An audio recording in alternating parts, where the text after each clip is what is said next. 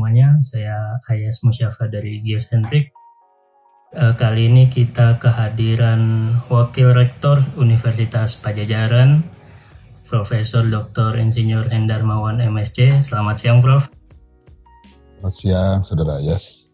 Oke, baik. Jadi kali ini kita akan bincang asik bersama edisi spesial ulang tahun Universitas Padjadjaran yang ke-63. Sudah hadir bersama kita Wakil Rektor Bidang Riset dan Inovasi. Baik Prof. Mungkin untuk pengetahuan terlebih dahulu kepada mahasiswa-mahasiswa yang ingin tahu nih, sebagai Wakil Rektor di Bidang Riset dan Inovasi itu kerjanya ngapain aja sih, Prof? Kalau ditanya kerjanya, karena sudah tadi disebutkan Saudara Ayas ya. Jadi riset dan inovasi. Tentunya saya membantu Bu Rektor berkaitan dengan segala aktivitas yang memang berhubungan dengan research ya. Research baik yang dilakukan oleh para dosen, kemudian para tenaga administrasi juga kalau ada research-nya ya. Dan juga tentu mahasiswa di dalam rangka memfasilitasi ataupun dilakukan kegiatan riset yang dilakukan oleh para mahasiswa tentu dengan para dosennya. Dan juga ada sisi yang lain yaitu bidang inovasi dan korporasi. Tentu riset ini memang tidak bisa stop hanya di publikasi. Oleh karena itu, sebagai Wakil Rektor 3, ini bagaimana riset ini menghilirisasikan dari semua katakanlah hasil-hasil riset ini yang dihasilkan oleh para dosen, para mahasiswanya. Tentu kan tidak hanya S1 seperti Anda, ada S2, S3, sehingga riset ini menghasilkan suatu inovasi yang bisa bermanfaat bagi masyarakat, bangsa dan negara tentunya. Disitulah barangkali tugas saya. Oke, baik. Itu ya. Siap, terima kasih Prof. Mungkin nanti kita akan bahas lebih jauh tentang tantangan di masa pandemi, tapi saya mau masuk ke cerita-cerita Prof dulu nih, ketika dulu berkuliah di Universitas Padjadjaran. Dulu kalau nggak salah masuk di geologi tahun 92 ya Prof? Saya 87 masuknya, lulusnya 92. Oh, lulusnya 92, masuknya di 87. Yeah. Ketika itu masih di bawah FMIPA ya? Ya, pada waktu itu saya alumni MIPA. Okay. Mungkin bisa diceritain Prof, gimana ceritanya bisa sampai masuk ke Unpad? Bisa masuk ke Unpad kan dulu sama saja ya, ada tes-tesan kayak Anda dulu lah ya, saat masuk ya.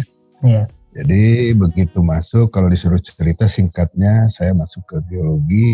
Saya harus akui bahwa saya itu senangnya sebetulnya matematika sama kimia. Okay. Karena ya kalau mau bukan sombong ini ya. Dulu itu yang UN-nya nilainya sempurna 10 itu matematika. Kemudian 10 itu, tapi satu lagi 9,8 saya masih ingat, itu kimia. Jadi saya menyenangi dua itu. Nah, tentu saja pas ke geologi, saya sebetulnya dulu keterimalah di universitas lain di bidang teknik sipil. Kan banyak matematikanya ya. Tapi saya lebih nurut ke orang tua, sudah pilih aja yang geologi. Padahal saya pada waktu itu terus terang saja tidak suka ya geologi. Tidak suka geologi karena apa? Saya lebih senangnya kotak-kotak di meja awalnya begitu. Nah, tapi seiring dengan perjalanan waktu ternyata di alam ini memberi inspirasi kuat pada saya bahwa ilmu yang saya tekuni, matematika ya, kimia juga saya senang. Ternyata di alam ini banyak katakanlah banyak fenomenanya dan seterusnya, sehingga menjelang katakanlah kelulusan pada waktu itu saya bisa mempraktekkan misalkan ya, bagaimana nih membuat jembatan padahal orang geologi ya. Yeah. Pada waktu itu saya masih ingat membuat jembatan, membuat weir kecil itu ada hitungannya matematika semua tuh. Saya buka buku orang sipil tuh, orang sipil saya pelajari. Jadi kalau ke desa saya sumbangkan itu, saya masih ingat dulu ya, menyumbangkan ngitung jembatan gitu ya. Di desa. Di desa betul, karena kalau di desa kan main pada waktu itu saya ingat ya, pokoknya tidak dihitung-hitung. Kalau saya pikir-pikir itu kalau di desa kan suka ada truk-truk bermuatan ya, truk besar. Itu harus dihitung, fondasinya harus kayak gimana gitulah kira-kira. Jadi mengasihkan di geologi itu ya, di samping tentu ada bidang yang banyak. Berarti tadi ada sedikit ketidaksengajaan ya, rupanya masih ada bisa yang pengen diinginin dulu di teknik sipil bisa diaplikasin di geologi gitu ya. Iya, kira-kira itu awalnya, tapi kan setelah semester, saya masih ingat, semester 3 itu sudah mulai merubah mindset kita ya, jadi mempelajari geologi secara baik begitu ya, dan juga saya senang berorganisasi pada waktu itu, kaitan himpunan lah dulu ya. Jadi 3 periode beda ketua. Jadi saya spesialis pengurus tapi hubungannya dengan riset ya. Jadi pada waktu itu saya ingat selalu diberi posisi bagian pendidikan, kan ada bagian pendidikan dulu di HMG. Jadi saya dari mulai 3 angkatan ke atas yang jadi ketua, saya sudah belajar di situ aja terus. Jadi nggak ganti-ganti ya, tiga kali ketua tahun. HMG, ketua HMG. Saya terus saja di situ gitu ya. Kecuali di 2 tahun terakhir sebelum lulus saya lebih banyak di luar ya. Gitu aja. Itu menarik nih, udah mulai menyinggung-nyinggung HMG ya. Kalau dari ininya dulu Prof, ketika pas masuk kan, kalau sekarang mungkin ada ospeknya ya di tahun-tahun sekarang. Ospek ya. Tahun-tahun dulu gimana tuh Prof ceritanya ospeknya? Saya mungkin termasuk yang era lama ya. Era lama yang ospeknya 4 hari. Oh 4 hari. Ya, 4 hari ospeknya. Ya saya terus terang aja menikmati, karena memang seorang geologi itu kalau sudah berhadapan dengan alam ya, dan saya merasakan sekali begitu lulus itu, kalau tidak ditempa dengan aktivitas ospek dulu ya, mungkin tentu saja mental ini bisa katakanlah bisa setelah ospek itu bisa menyesuaikan lah bahwa saya harus kuat di alam ini, survivalnya dipelajari dan sebagainya. Dan kebetulan ini mungkin ya, saya mendapatkan pelajaran pada waktu itu, saya masih ingat betul. Saya yang dihukum pertama dari mulai turun dari bis itu tidak boleh minum, dibuang airnya. Iya. Dan saya kerasa pada waktu itu sudah berjalan berjam-jam, kadang lari kan, saya tidak minum. Begitu disuruh, ada selokan kecil disuruh disuruh merayap. Mau merayap. Di situ saya padahal airnya itu air selokan. Katakanlah air lumpur. Kalau di desa kan airnya air lumpur ya. Nah saya itu sedot ya sampai kayaknya kalau nggak dapat air itu saya pingsan dulu. itu pengalaman hari pertama tuh. Pokoknya banyak manfaat. Oke. Kalau sekarang belum tentu ya, banyak halangan. Ya sekarang sih di masa pandemi mungkin akan berbeda sih ini ya pola pembinaannya. Ya. Nah membahas soal HMG nih Prof. Tadi kan di kepengurusan, berarti di kepengurusan BEM-nya di akademik begitu ya, di riset juga. Ya, saya lebih ke akademik ya. Cukup lama lah. Nah, itu ada pengalaman yang berkesan nggak Prof, yang mungkin sampai sekarang memberi bekas gitu, misalnya ketika akademik ada riset-riset apa yang masih berguna sampai sekarang? Mungkin dulu itu seingat saya lupa ya, tapi yang jelas biasanya di dalam aktivitas HMG itu pasti berkaitan dengan mungkin bahasanya pengabdian ya, pengabdian masyarakat. Nah, tentu saya lihat sekarang juga HMG sudah bagus ya, pengabdian masyarakat. Kalau dikatakan mana yang berkesan, rasanya sepanjang 3 tahun itu, makanya saya menikmati ya, banyak yang berkesan karena terus langsung kepada masyarakat. Tapi satu catatan bahwa saya ingin sampaikan, apapun ilmu pada waktu itu ya, saya mungkin tidak mereka-reka dulu, oh ini saya dapat ilmu ini atau gimana. Tapi saya ingin mengatakan begini, bahwa apapun yang bisa kita dapat, rupanya tidak cukup hanya dipahami kita. Jadi kalau begitu terjun ke masyarakat ya siogianya kita berdialog dengan entah kepala desa, entah dengan ada tokoh-tokoh masyarakat ya. Barangkali ada kesulitan yang sebetulnya pengetahuan kita ada di situ. Itu saja ya. Sehingga ya sampai sekarang saya terus terang saja pengalaman waktu masih mahasiswa kayak Ayas ini dulu, ini terbawa sampai sekarang. Saya kalau ilmu saya tidak sampai ke masyarakat, makanya ya alhamdulillah ya, jadi selama jadi dosen, kemudian kebetulan saja jadi struktural ya, jadi ketua jurusan dan juga dekan sekarang Warek, itu fokus saya tetap bahwa hasil risetnya itu bisa dirasakan masyarakat. Gitu. Masyarakat. Okay. Itu poin pentingnya. Betul. Jadi apa yang kita pelajari tentu harus memberi efek kepada masyarakat gitu. Dan itu justru yang berkesan ya Prof. Betul, itu aja lah saya terus terang aja. Meskipun itu harus sabar dan lama waktunya. Jadi dari ilmu yang diriset itu ya untuk sampai terasa oleh masyarakat itu memang kita tidak bisa sendiri. Nah, pengalaman saya terakhir itu menarik 7 dokter di bidang yang berbeda di riset saya, dan itu bisa terasa oleh masyarakat, oleh pengusaha dan oleh government gitu. Cuman satu dulu medianya belum dimunculkan ya. Iya betul. Jadi harusnya kan pentahelik kan. Jadi tahu betul tuh ya. Nah, itu kalau dulu sudah dari HP ini bisa direkam ya, itu rasanya jadi seri 12 tahun loh. Satu lokasi itu 12 tahun tuh. Oh iya, cukup panjang ya 12 tahun. Cukup panjang itu ya, dan saya terus saja dari daerah ke daerah.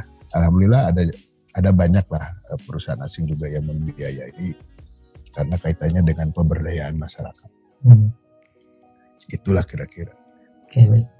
Berarti pengalaman berkembang di organisasi pada saat itu yang paling dimaksimalkan adalah tadi pengabdian ke masyarakat dan dengan himpunan-himpunan pendidikan.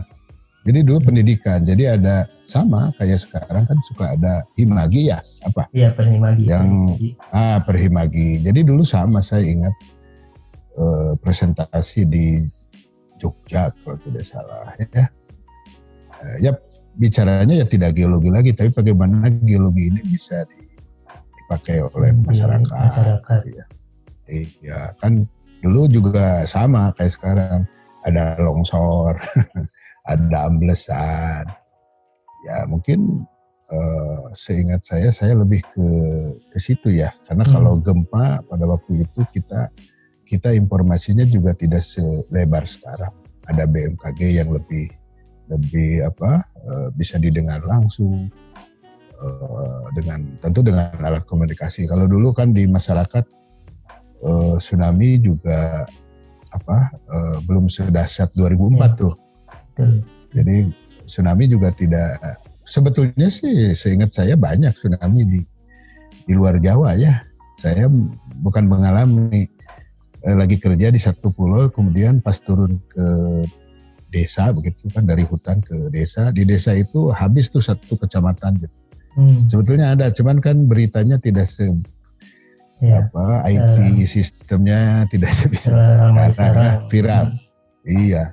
Padahal sering saya mengalami lagi kerja gitu kejadian-kejadian tsunami juga, ya gitu. Oke. Gitu kira-kira. Ini pendidikan lah ya. Nah, selama masa kuliah dulu pernah kebayang nggak sih Prof, atau emang dari kuliah udah pengen gitu bercita-cita untuk kemudian menjadi tenaga pengajar di Unpad, bahkan sekarang menjadi wakil rektor, itu dulu terbayang atau sudah ditargetkan gitu belum Prof? Ya enggak juga, cuman memang saya tidak bisa ceritakan di sini ya. Jadi kesempatan begitu lulus saya ngelamar ke Unpad, tapi saya nggak usah ceritakan lah ya. Ada rona-rona segala macam. Jadi pada waktu itu ya mungkin itulah saya harus keluar dulu. Dan pada tahun berapa ya, 95, di 95 saya tuh lagi di satu gunung lah mengerjakan panas bumi. Itu ada surat dari Pak Dekan, Pak Dekan MIPA pada waktu itu ya. Oh ya, MIPA. Silahkan kalau berminat menjadi dosen. Dan saya pada waktu itu pulang dulu, kemudian melamar.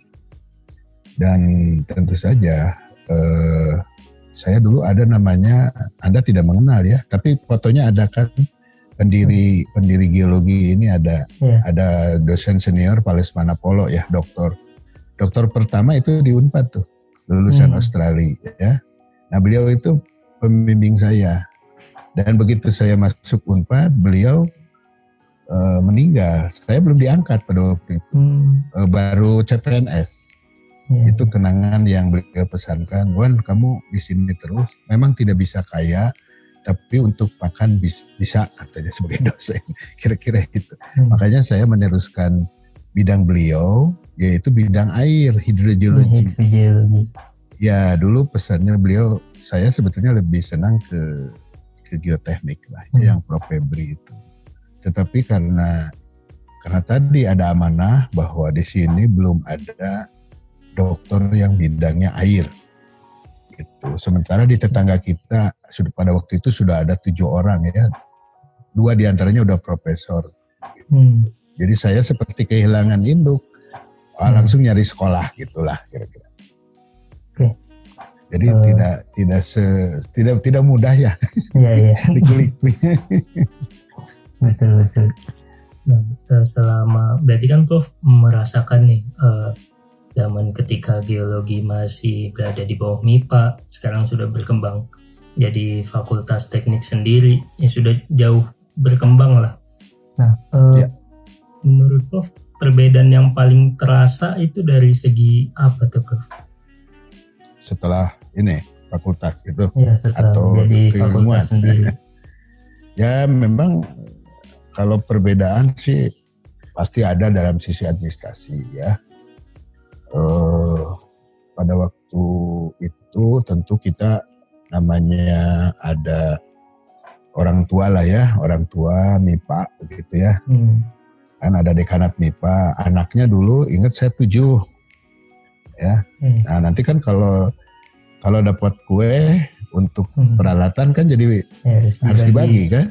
Nah kalau sekarang kan ini contoh saja ya betapa kelembagaan ini bisa kita manfaatkan seoptimal mungkin. Kalau sekarang dapat bergerak dalam konteks menerima hibah kan bisa langsung dibelikan dan sebagainya. Ya, itu administrasinya memang seperti itu. Tapi poin pentingnya adalah bukan konteks administrasi secara utuh, karena kalau kita bicara administrasi tentu kalau masih di MIPA kan lebih efisien ya. Nah, tapi dalam koridor akademiknya tentu ini memperkuat rekognisi dari Unpad sendiri di kancah ya katakanlah nasional dan internasional. Itu penting. Kenapa? Semakin kita menjadi fakultas, kalau tidak salah ada 2 ya di dunia, fakulti geologi. Satu lagi di Florida itu ya. Nah tentu di dalam konteks saya tidak menyebut kompetisi dunia, tetapi justru sharing dunia ya. Kita lebih leluasa untuk bernegosiasi dalam konteks riset, dalam konteks edukasi, dalam konteks standar-standar pendidikan lah ya. Jadi itu kita bisa leluasa. Tentu dengan media sekarang harusnya sih lebih ke depan ya dengan sistem media sekarang. Jadi kalau mahasiswa pun saya berharap komunikasinya dengan mahasiswa di Amerika misalkan, kenapa tidak dijalankan ya? Seperti saya dulu masih ingat begitu fakultas yang saya siapkan adalah bagaimana SDM-nya bagus. Ya, karena pada waktu itu saya ingat begitu saya jadi dekan, dokternya cuma 5 orang. Maka saya programkan pada waktu itu adalah dokternya harus sebanyak mungkin. Nah, tentu berjalan waktu profesornya ternyata dulu kan profesornya ada 2 ya. Ada 2 yang sudah senior tapi keburu pensiun pada waktu itu. Nah saya alhamdulillah mungkin rezekinya begitu saya jadi profesor juga istilahnya lirik sana lirik sini kan belum ada lagi yang maju, tapi alhamdulillah begitu 3 tahun kemudian banyak nama-nama. Dan sekarang kan sudah jadi jurusan yang punya profesornya paling banyak di Indonesia. Ya. Di gitu. FTG Unpad. Iya, banyak. Kita itu paling banyak ya. Yang tetangga-tetangga kan sudah yang aktif tinggal berapa ya? 4-3 orang lah ya. Nah ini kan harusnya mahasiswanya harus mengikuti nih langkah dari para guru besar. Iya betul. Jadi seharusnya ada perkembangan yang seimbang juga ya di mahasiswanya. Betul. Jadi saya justru berharap, kan saya 6 tahun ya meninggalkan dalam tanda kutip mengurusi hanya ngajar aja kan. Nah, itu sebetulnya harus dari mahasiswa tuh bergerak mengikuti para dosen di riset-riset kerjasama ya. Nah, tentu tidak hanya dengan stakeholder dalam negeri, lebih penting lagi stakeholder luar negeri. Ya. Iya, supaya FTG-nya muncul di internasional. Betul. Oke, Prof. Mungkin sekarang saya mau lompat ke ini lagi nih, ke pekerjaan di wakil rektor ya. Belum lama nih. Iya. Baru 6 bulan, jadi ceritanya ya belum bisa banyak.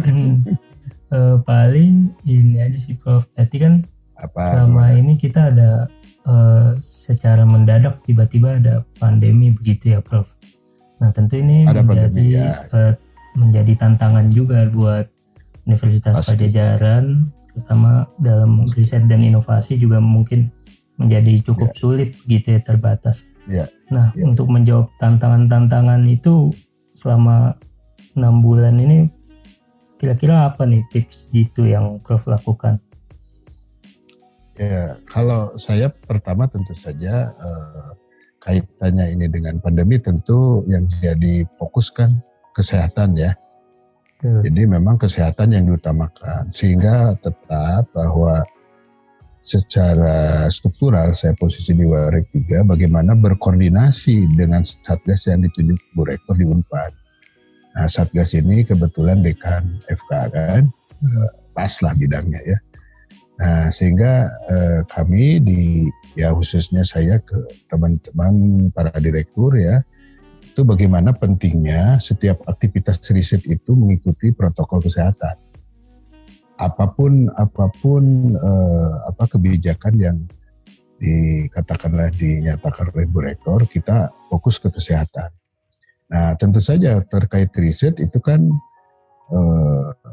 katakanlah lapangannya agak beda-beda nih, ada yang di lab, ada yang di lapangan ya, riset seperti itu. Nah itu sama, tidak akan lepas dari protokol kesehatan. Nah tentu khusus untuk yang kesehatan sifatnya pelayanan kesehatan, yaitu kita ada di BSL tuh ya, ada di di FK sendiri, kemudian ada di ada riset yang di apa namanya itu lab center. Kan di situ aktivitasnya identifikasi positif negatifnya dari para masyarakat para tes COVID kan. Nah di situ protokolnya lebih ketat lagi. Di samping tentu saja para mahasiswa ada izin untuk offline di dalam riset, terutama yang tingkat akhir ya.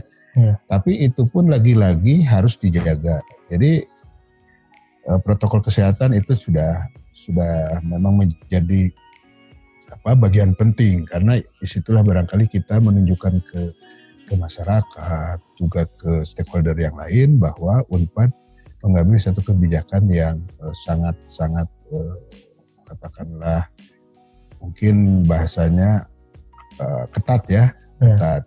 Sampai-sampai kan sekarang juga kita pantau terus kan masuknya kapan. Amari kan berjalan ya. Nah tentu di dalam mendukung tadi protokol kesehatan, nah disinilah pentingnya Satgas di situ dibantu juga oleh para dosen-dosen membuat berbagai aplikasi sehingga kita bisa saling menjaga ya tentu. Anda juga tahu kan bahwa beberapa aplikasi itu dihasilkan baik oleh kedokteran, kemudian bagian-bagian instrumen juga bekerja sama di situ. Kemudian kedokteran bekerja sama dengan para inovator dari ITB, ventilator ya. Kemudian CEPAT itu rapid test yang memang tidak Anda juga sudah baca ya, kan tidak ke antibodinya, tapi ke antigennya, sehingga nanti dengan tes cepat saja bisa seseorang itu dengan presisinya ya 60-80% sudah bisa diketahui langsung ya dalam hitungan beberapa menit.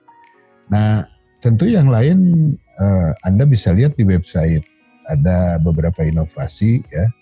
Nah tapi yang poin pentingnya adalah di sini ternyata rapid ini juga bukan rapid, COVID ya, COVID-19 yang kita hadapi bersama. Setelah kami tafakuri lah bersama para tentu saja semua pimpinan ya. Ini banyak hikmahnya, terutama ini kalau berbicara tadi kiprah Anda ditanyakan ke saya kiprah di riset, itu kan memberikan mungkin bahasanya best practice ya. Best practice untuk kita sama-sama peneliti dan mahasiswa juga harusnya. Kita secara bersama-sama berpikir dengan ilmu yang berbeda. Itulah yang saya dengung-dengungkan pada saat saya jadi dekan Pascasarjana, adalah multidisiplin.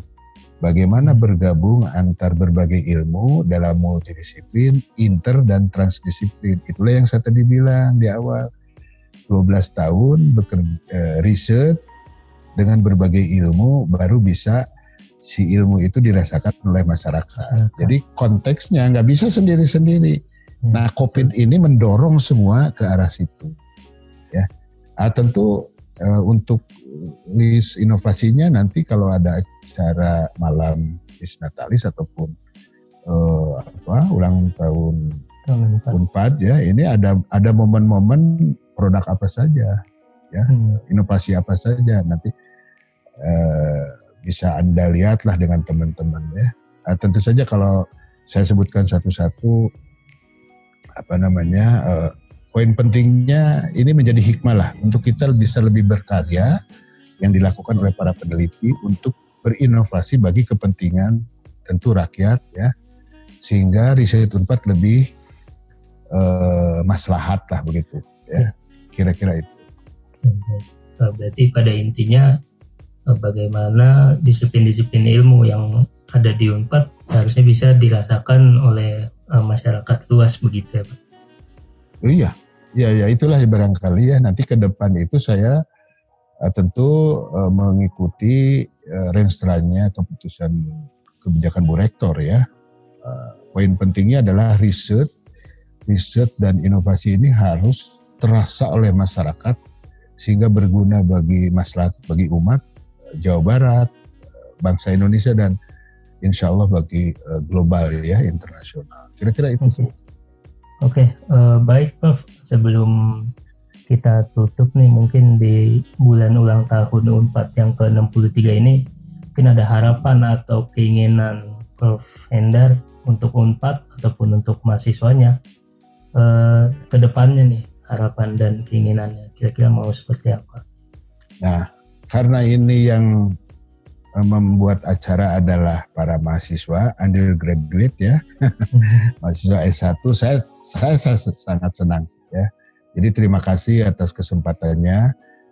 Barangkali harapan saya kepada mahasiswa yang S1 tidak hanya geologi nih, ya. Seluruh fakultas bahwa mari kita bahu-membahu dengan para dosen di dalam konteks riset, sehingga riset ini menghasilkan publikasi yang baik, ya, dan juga bisa dihilirisasi kepada katakanlah kepada masyarakat, sehingga itulah yang menjadi visi dan misi UNPAD yang katakanlah ditetapkan oleh Bu Rektor mulai tahun kemarin ya.